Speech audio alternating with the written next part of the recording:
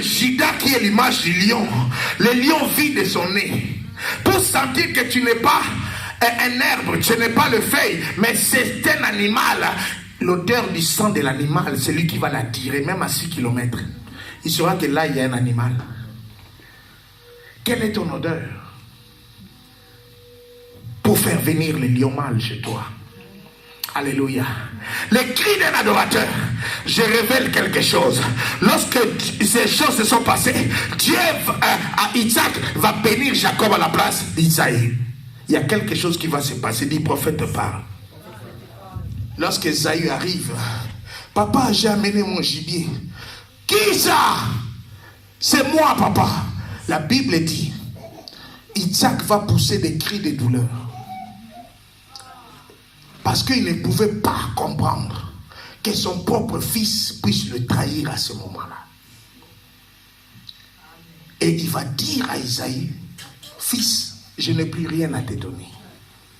C'est-à-dire au ciel, il n'y avait qu'une seule balle. Et mon chargeur est vide. Il n'y avait qu'une seule bénédiction. Et ma gibecière est vide. Lorsqu'il a dit ça à Isaïe, Isaïe a regardé le ciel. Il avait 40 ans. Et il avait 2 femmes. C'est-à-dire, il était à l'apogée de son âge. À cet âge-là, il a travaillé. Maintenant, il voulait avoir son repos. Il voulait entrer dans sa gloire. C'est là où on va les subtiliser la gloire. Il y a quelque chose que la Bible dit. La Bible dit, Ésaü a poussé des cris de sanglots. Dis un peu à ton voisin, des cris de sanglots. C'est-à-dire, Ésaü est en train de pleurer en poussant des cris. C'est comme tu viens de perdre quelque chose, une personne.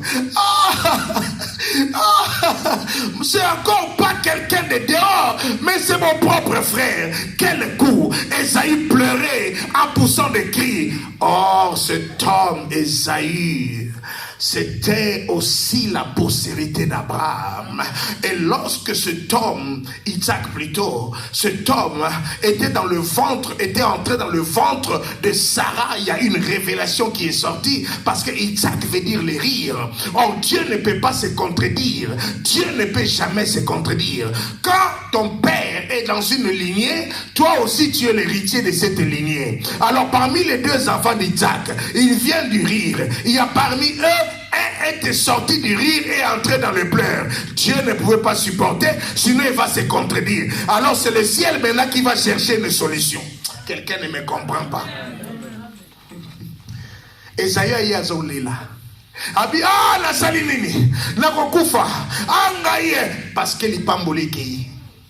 Mais auti na Isaac lobi koseka.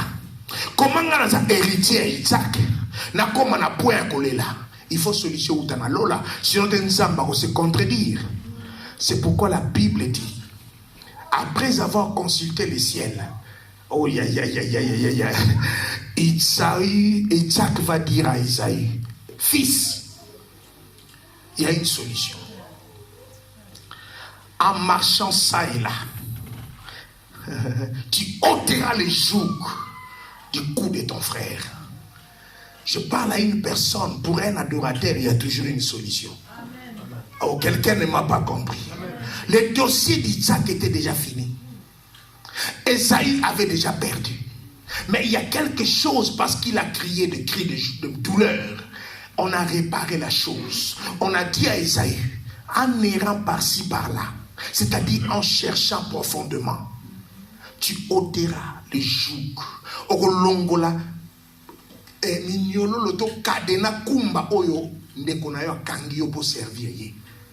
sortiras de ça.